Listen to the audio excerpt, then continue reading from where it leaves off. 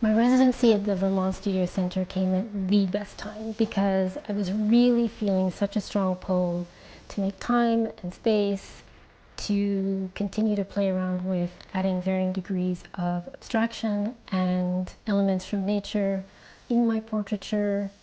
And I really needed dedicated time not only to experiment, but I also needed to dedicate time just to the tedious task of carefully cutting 100 or so prints of masks and figuring out how they would talk to each other. I think the beauty of being invited to a residency like the Vermont Studio Center is that because it's so open to you engaging with your work in different ways, it naturally adjusts your own aperture on your body of work and ultimately, or potentially, opens you up to more expansive ways of expressing or making. Being able to focus solely on your work for a time can be so generative, if only because you're not engaging in an art practice while juggling multiple responsibilities.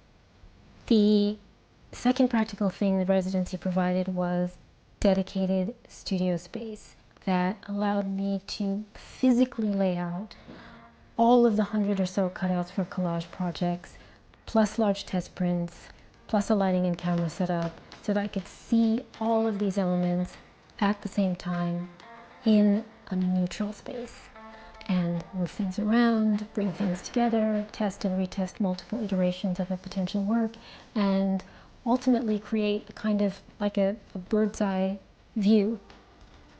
I think residencies like the Vermont Studio Center really honor the alchemy that exists between art making, experimentation, and intentional community.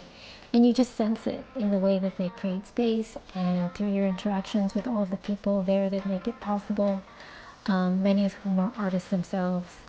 That's why the ethos of a place matters so much. You benefit from it so much because it's simultaneously for you and beyond you. Thank you so much. It was an honor and a privilege, truly.